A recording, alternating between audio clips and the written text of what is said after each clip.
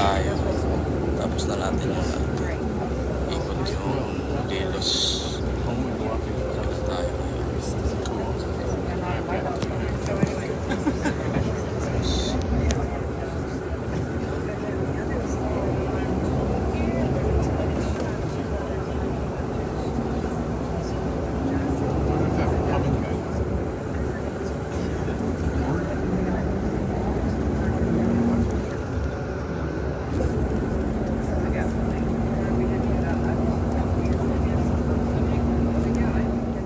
Mykonos town, makikita natin wala dito. So yung highway nila dito, ito yung pier, maganda din yung mga oh yan, may blue dome, mga simbahan dito. May nagbe-beach din dyan. Yan.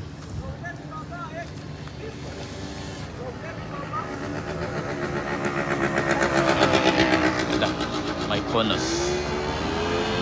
There. Ito na yung Mykonos. Lahat city or town ng Mykonos. Maganda din siya. Ayan.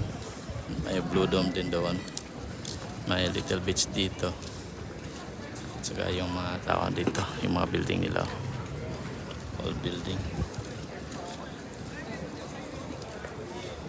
Ito yung mga artificial beach dito, marami din naliligo. Mas may bonus ito.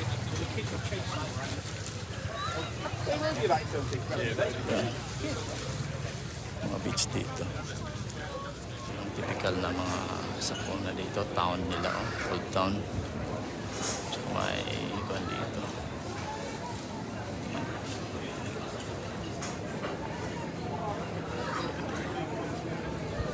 Ganda. City dito. Ito yung nasa loob ng Ludo. Taking more pictures, huh? Yeah, yeah, more.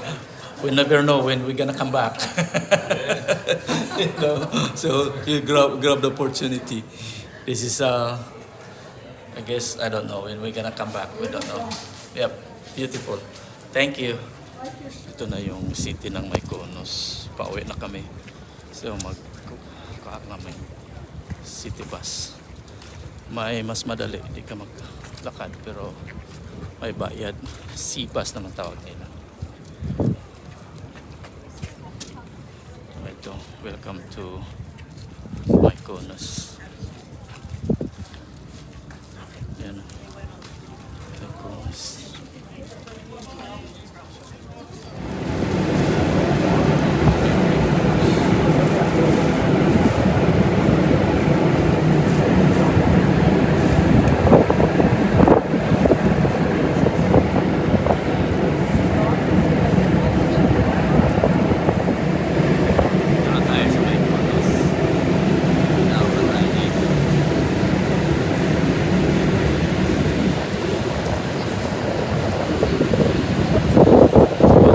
Tayo may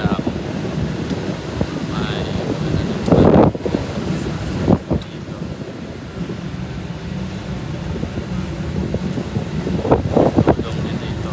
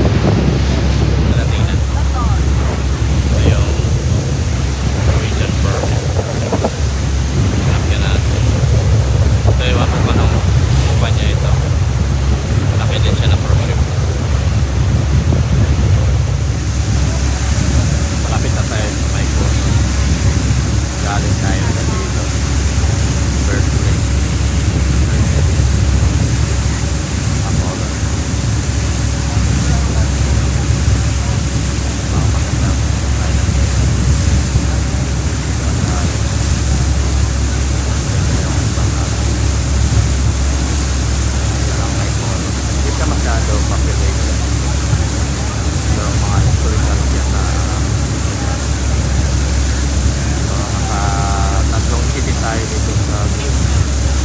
Santorini, Corfu, at saka Mykonos.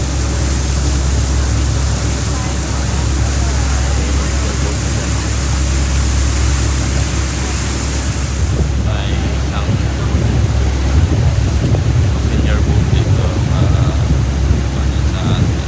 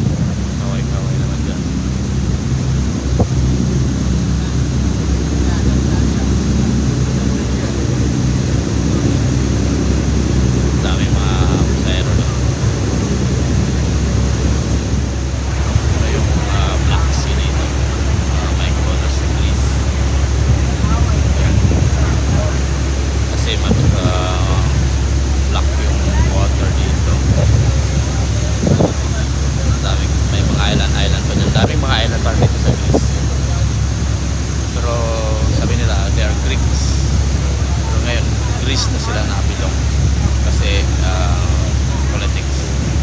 Ito yung pinaka Black Sea dito. Ito yung mga lugar na binibisita ni St. Paul Paul in the Bible. Ito pala yung Black Sea. Tingnan mo, may itim siya pa rin sa Mediterranean. Ito yung tungo tayo mga Mykonos dito sa island sa Delos, pinakasikat na una island dati, pero wala na nakatira ngayon.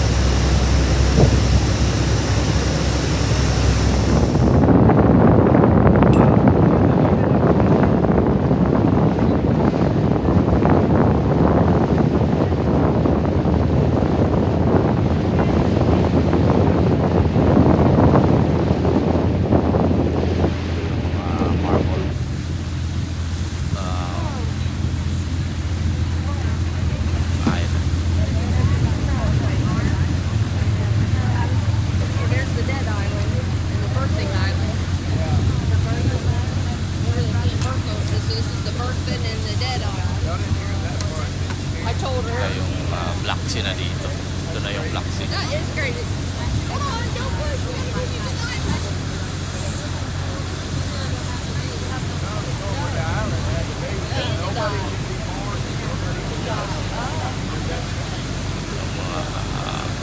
Mga turista din.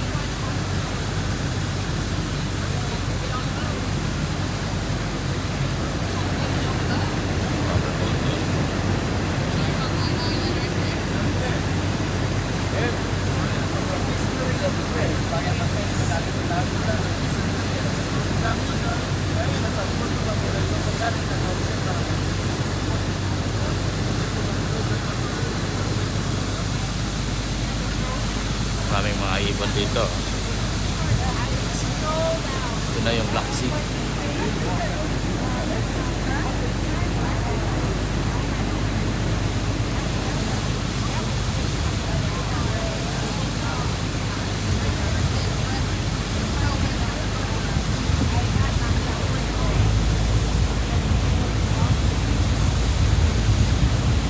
Yan, ito na yung Black Sea.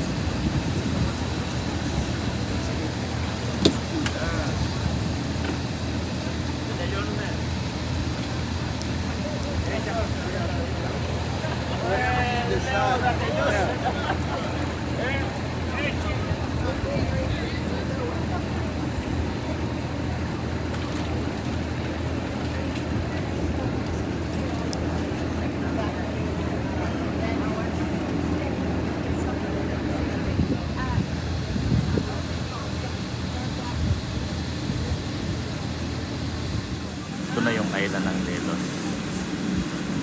Kung saan dito na pinanganak si Artemis.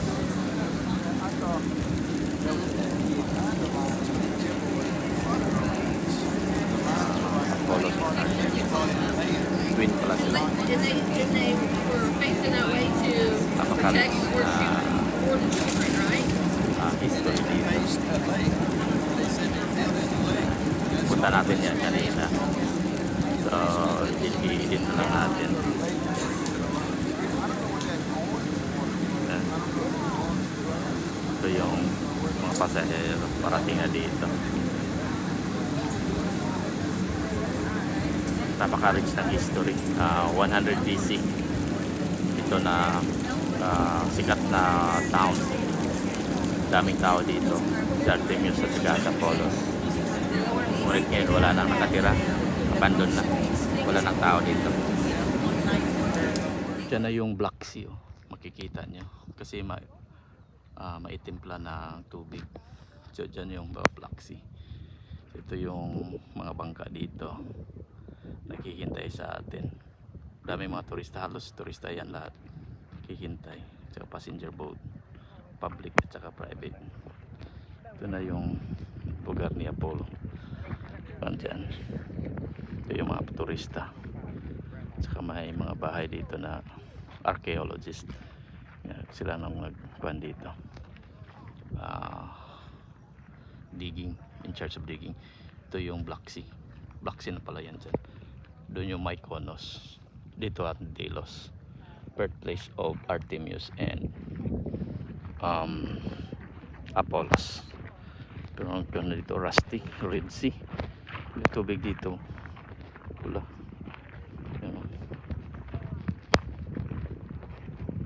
So pauwi na tayo. Tapos na yung tour natin. So dami pa palang mga i-dig nila dito. Tsaka ito yun na yung mga kuha natin.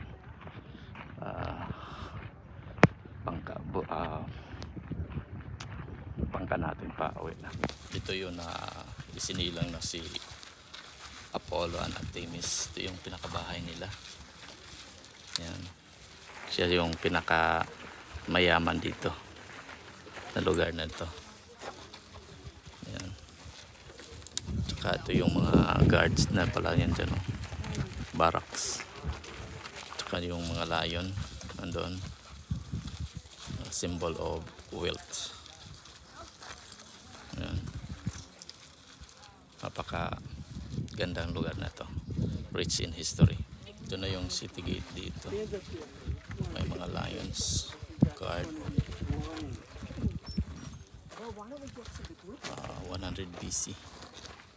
Ils ont bien reproduit pour mettre Doon.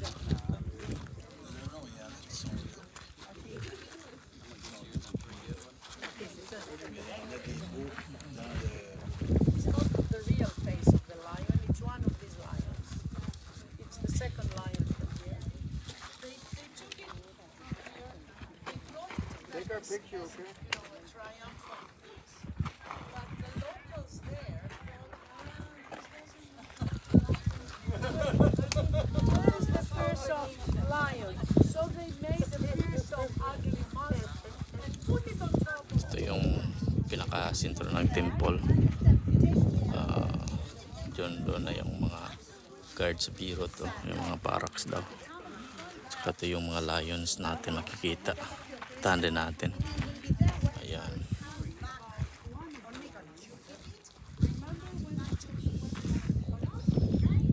So, napaka-historical dito. Back on time.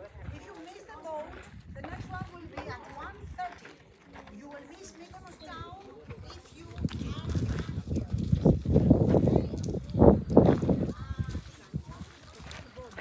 Ito yung temple of Apollo ng mga Rowan.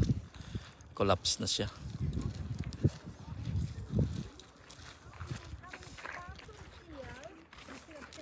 the pelvis of the statue, 2 meters to the right.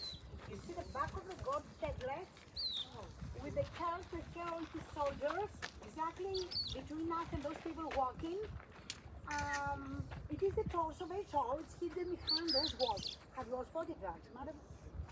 No. Okay. One sec. I'm talking to you. Have you spotted that? I haven't really. Okay. You see the three columns? These three, yes. The three columns over there. Yes. Column. 1, 2, 3. Yep. Yes. In front of it, that round piece of marble with the three holes. Right. Have you heard of this? No. Yes. 2 meters to the right is the torso, the back of the god's headrest. Very tall, it's hidden behind those walls. Yes, amazing. You can go closer later.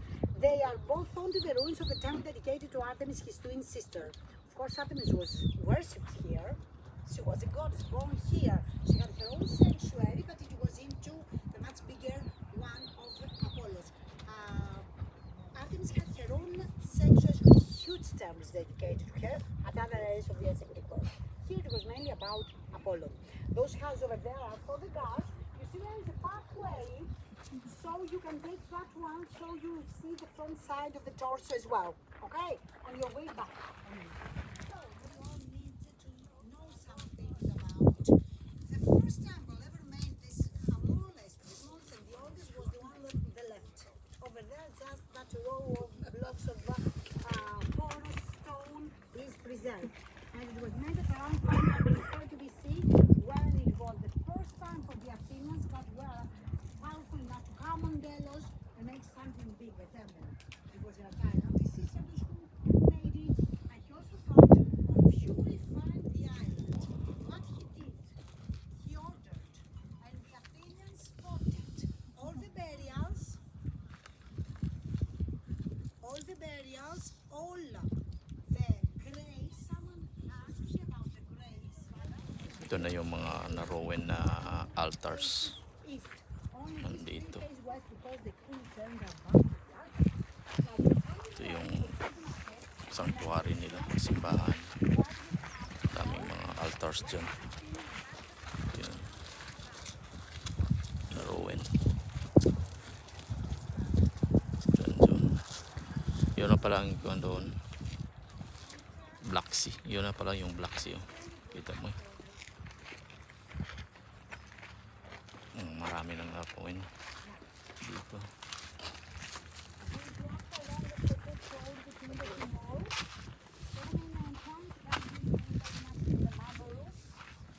Ito yung Temple of the Athenians.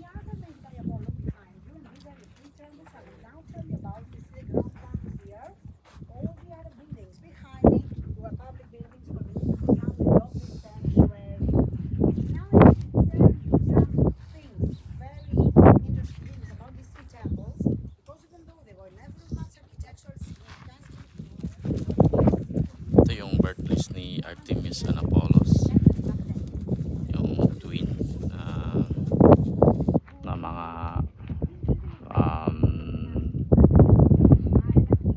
inventor ng Olympics dito. First civilization 100 AD. So ang dami na ng ruins.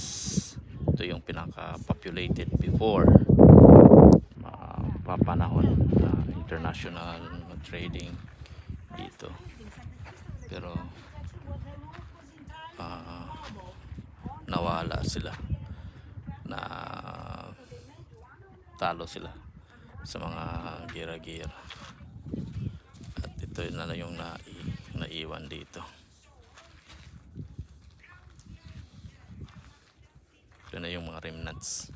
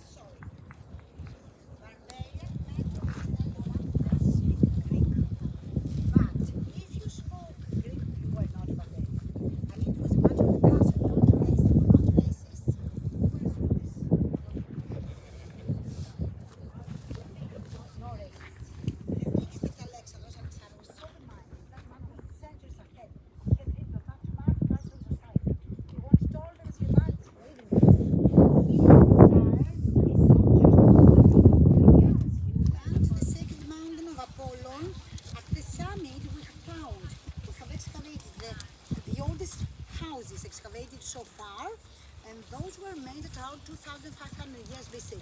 The historic era, 3rd millennium BC. Apparently back then people felt insecure to live by the water. They want to be up there. At the summit we have also found two temples, one dedicated to Zeus, another to Athena of the classical era 5th century BC. This is why people had made the stairway carved on the rock. Do you see that? Leading to the summit. At the beginning of the stairway you see the facade of the temple. Do you see that? A small temple. That temple was dedicated to Isis, the Egyptian goddess. I told you about all those foreigners, so we have to walk around to get into the sanctuary. I promise you, they won't take us long, and we'll have a big time on your own before the boat starts.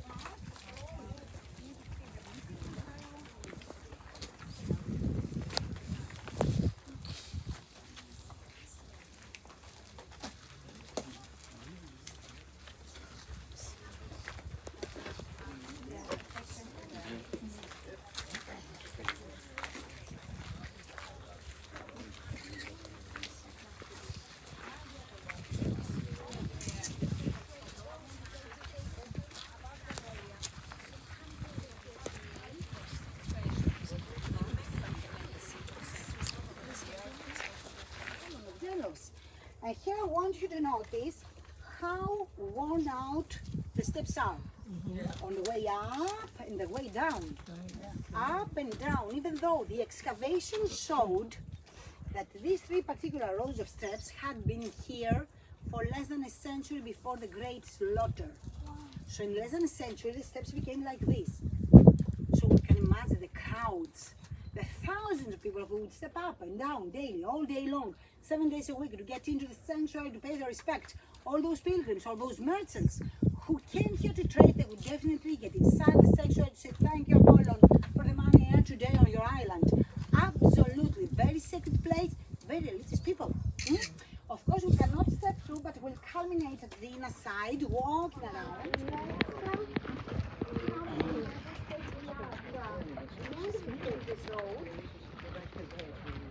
Then of course. Because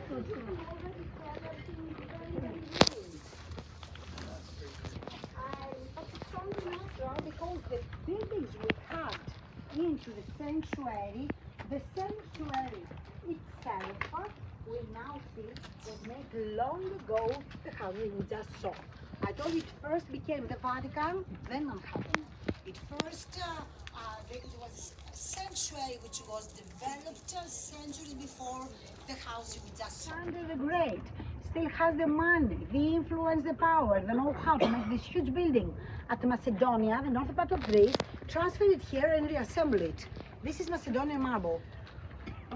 Have in mind, keep in mind, architectoniki, architecture, it's a Greek word, is all about money, power, influence, politics. Think of the skyscrapers nowadays, of the banks, corporations, the organizations, all these, the governments. This is what architecture is about, and of course this is what it has been about ever since people started to put one stone upon another. And of course this applies also to the buildings we see.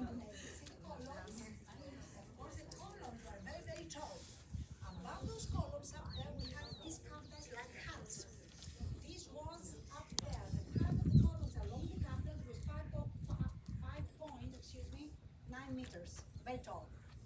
And above this capital, which were above there, we had this part of the roof, the entablature, then tiles, so there was a roof, shade, shops, mall. But the most usual offering for a pilgrim to bring into a sanctuary was not a building, it was a statue. The statues, though, break very easily because of the thing of the sanctuary to the other end. We'll go there. Another thing in common was that every sanctuary, you make it call it sanctuary,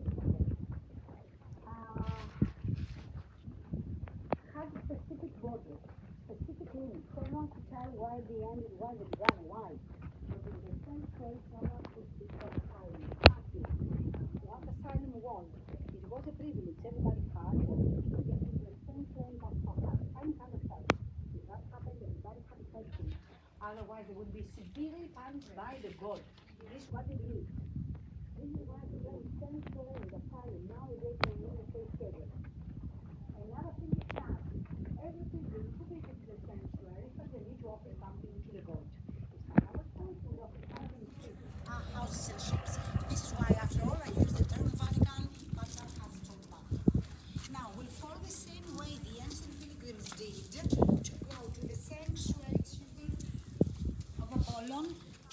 now it's faster.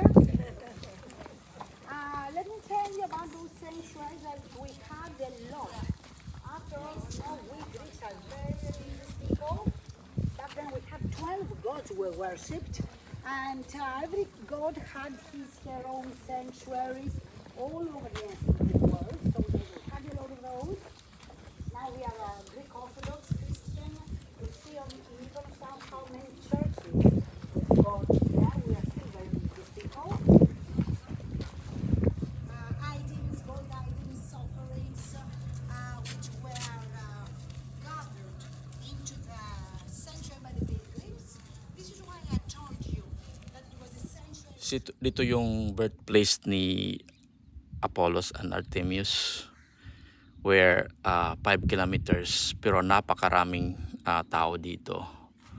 100 BC. Ito yung pinaka-center of commerce dito sa Greece. Pero ito yung pinaka learn in life na kahit gaano ka populated yung city, pero ngayon abandon na. Kahit isang tao wala nang nakatira dito. Year 100 BC, ito pa yung mga 30,000 na yung mga tao nakatira dito, yung mga bahay-bahay dito. So napaka busy ito na syudad, pero ngayon wala nang tao, wala nang kahit isa, wala nang nakatira dito. So tinatawag na ito na tax free city, kasi wala nang nakatira dito. Wala namang tao na ma-tax dito. Yan yung mga design dito. Saka maraming mga marble dito kasi yung island na dyan, may mga island dyan na puro marble. May ship pa dito. Yan, napakaganda. So nakakuha nila dito, hinukay nila ito, at saka nakita na ito pala yung lugar ni Apollo at saka Artemius. Yun, anak ni Cleopatra ba yun? Saka twin yun sila na mga anak. May mga karnero pa dito. Mga wild siguro ito. Wala na mga may-ari ito. Ayan, napaka historical. Ayan, may mga marble pa na mga poste. Tsaka marble na daanan. Ayan, ito yung pinakasentro, pinakasala ni marble. Ayan, may karnero pa dito. Yung mga upuan nila dito, mga artifacts. Ito, dito yung sa theater. Ayan, remnants na. Ayan, yan yung magkadami ka mga tao dito.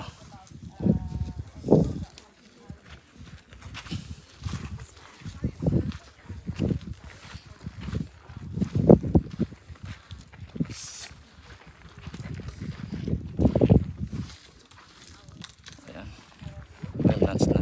Ito yung birthplace ni Apollos and Artemius. Dito naman yung daanan nila dati.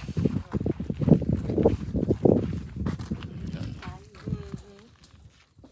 Mga ark. Yan. Tsaka dito na yung cheater.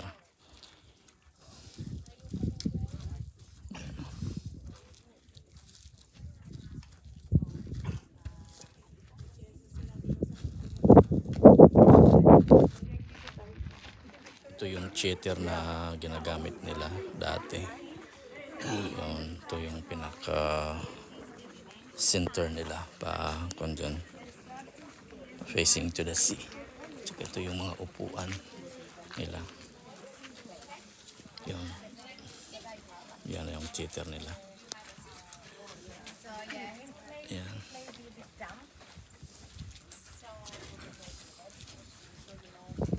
Ito yung daanan,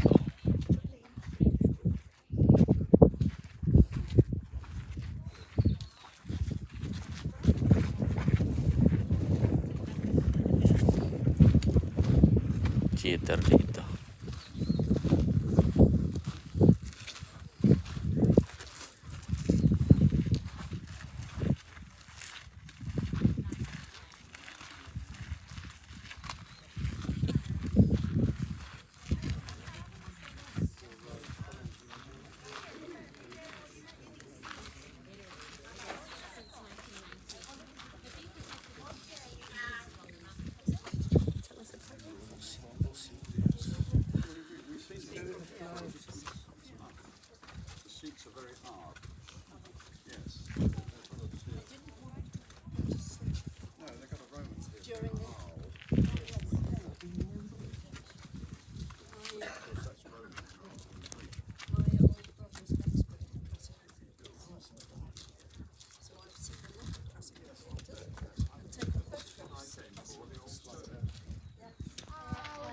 Ito yung theater dito. think what people need when they live So Ito.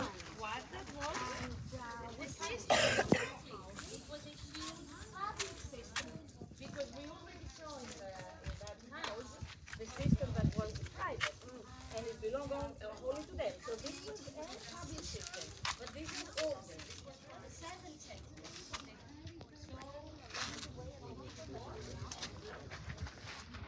Ito yung theater nila.